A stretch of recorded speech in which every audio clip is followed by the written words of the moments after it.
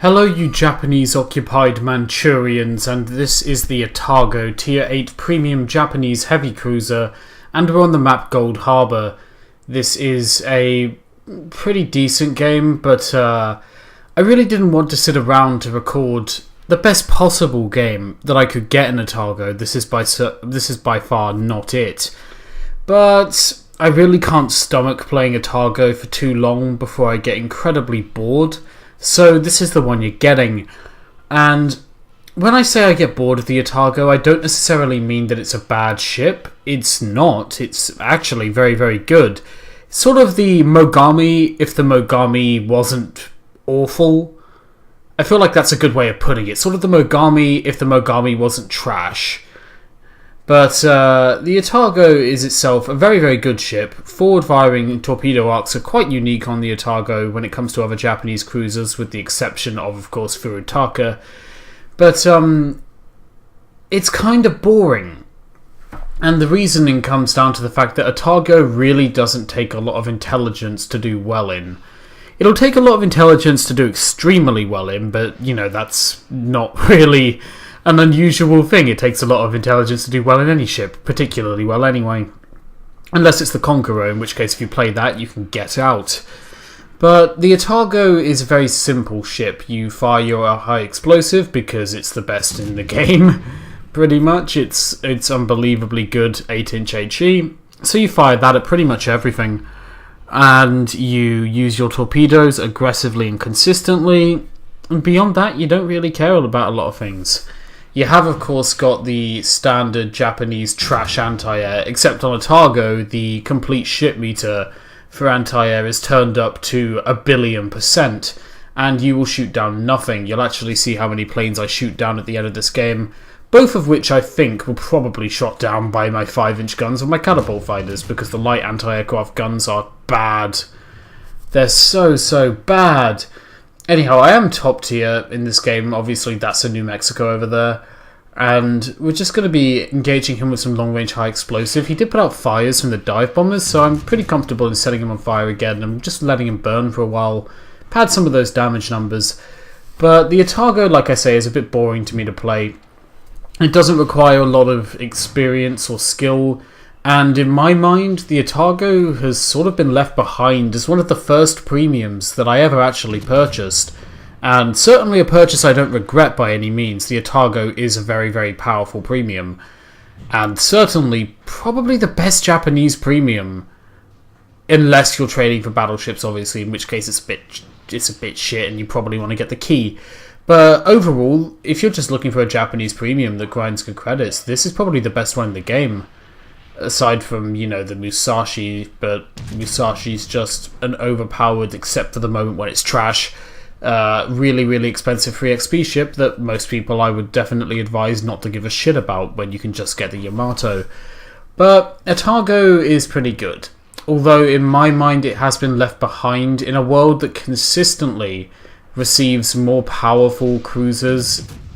I don't feel like the Atago really holds the pinnacle of performance that it once did, when Atago really was the only Tier 8 cruiser sitting around with that heal consumable, and it could bully other ships and tank extremely well. It still can tank very well against certain ships. By no means is it weak now, but there is a lot of an issue with power creep, and specifically the Prinz Eugen. If there was one way for me to explain the biggest reason why Atago really fell off my radar and why I just stopped playing it very much is because of the Prinz Eugen, which, in my mind, presents to me the role of Atago, but better in almost every conceivable way. The Atago obviously has more guns, first off. The Prinz only has 8, the Atago has 10. However, the Prinz Eugen has a better rate of fire, so generally speaking, you are getting more shells down range over time. The Prinz Eugen also has better armor, and you're less likely to get citadeled, meaning you can queue up more healing with that heal party consumable the Prinz Eugen also gets.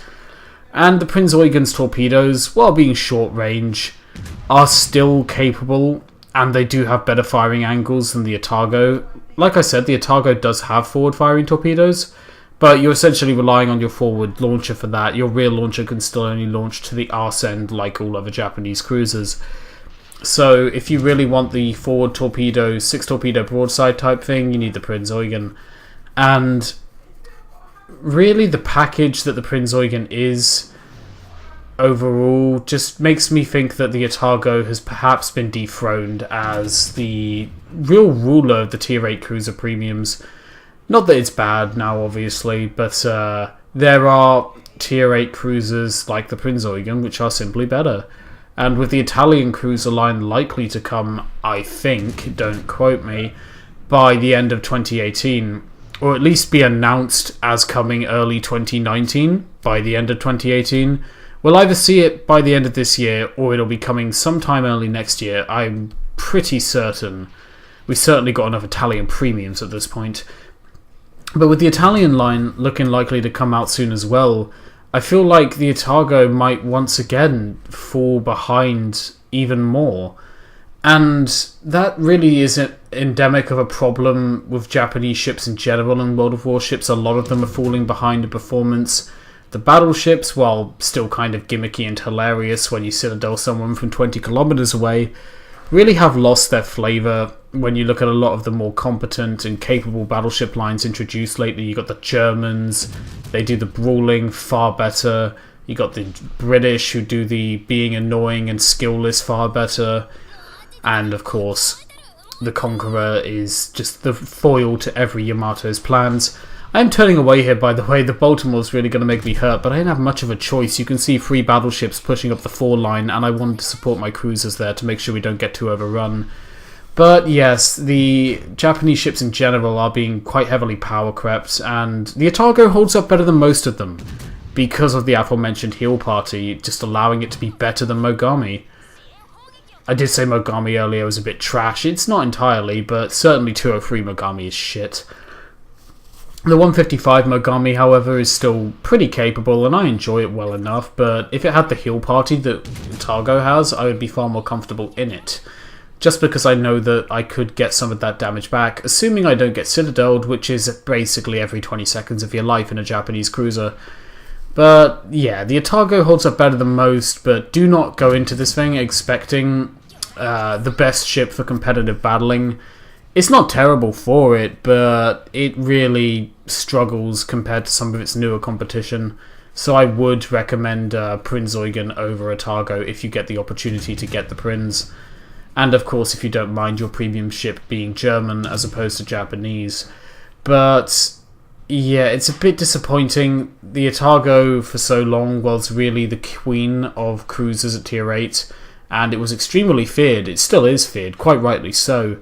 But it is a shame to see Atago lose its top spot.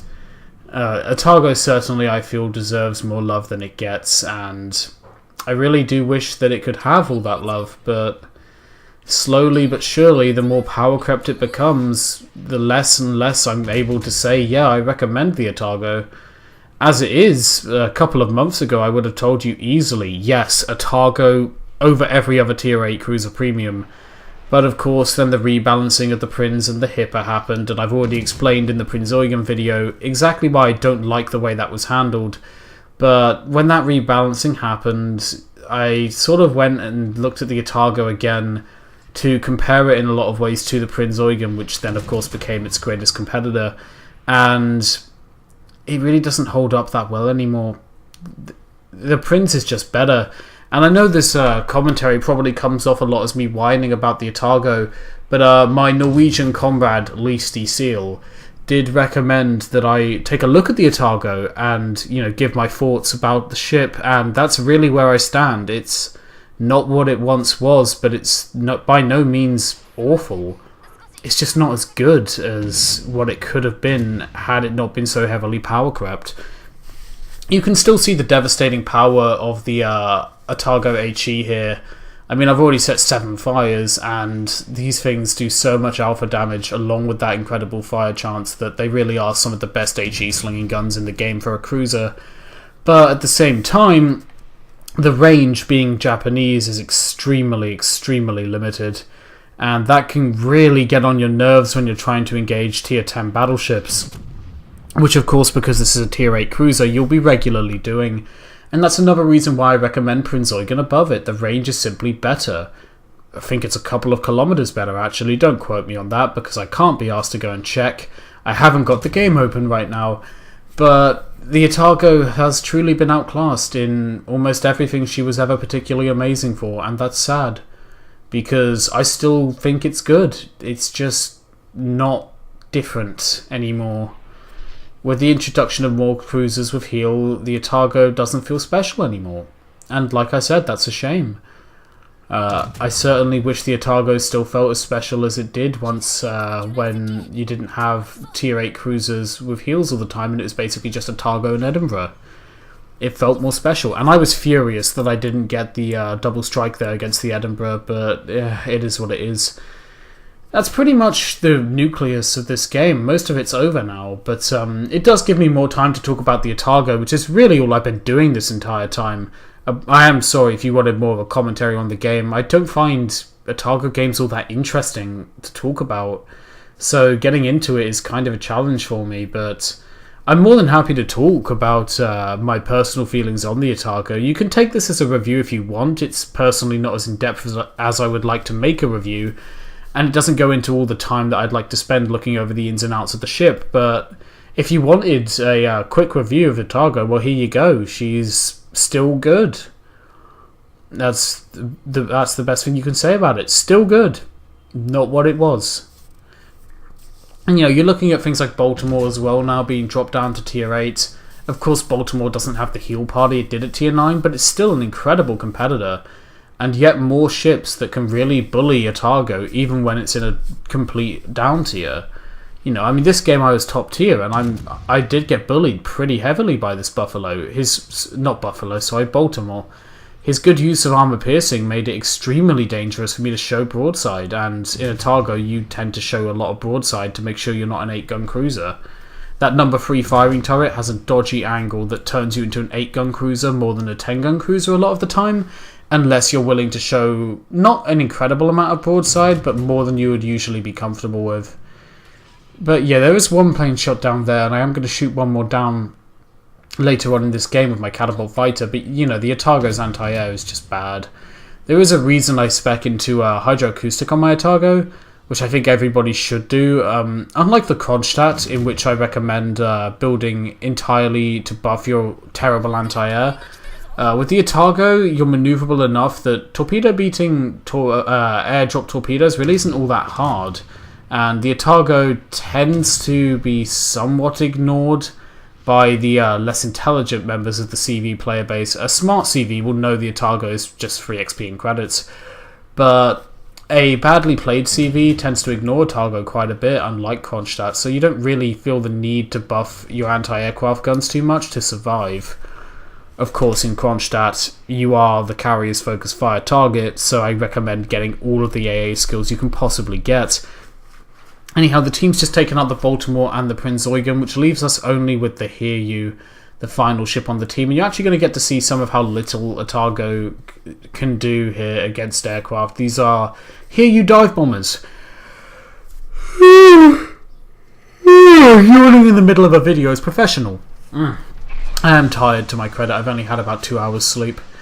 But yeah, we shoot down one with the catapult fighter. Our actual anti-air guns do a grand total of fuck all. And Atago this is her one weakness, her biggest weakness even. She does have others, but the anti-air is just so bad. It really does feel awful when you see a carrier on the enemy team, because if that carrier is smart, they're going to go for you. And you can't blame them for it. It's what they should be doing, but it still pisses you off. Because you are a very dangerous support cruiser. Not a frontline cruiser, but a very dangerous support cruiser. I only wish Atago had a bit more range to back up that support role. Anyhow, there's a little bit of torpedo beating here, but we are going to get hit by one. Fortunately, it does not actually cause a flood, and we get some more shots into the Hiryu.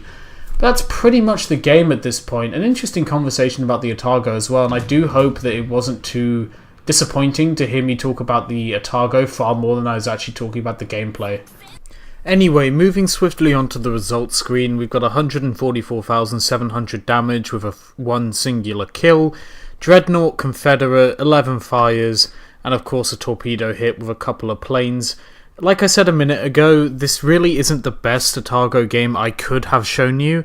If I'd been bothered to play it for a longer time, I could have undoubtedly got better games. In fact, I've had several better games. But Atago is a very boring ship for me to play, as proven by what I said earlier, and I stand by what I said. It's just dull. It doesn't feel very interesting. But I do hope that nonetheless the video itself was at least somewhat interesting. And, I'm going to try and get to the Akizuki now, because I keep on putting it off, because I hate playing the Akizuki.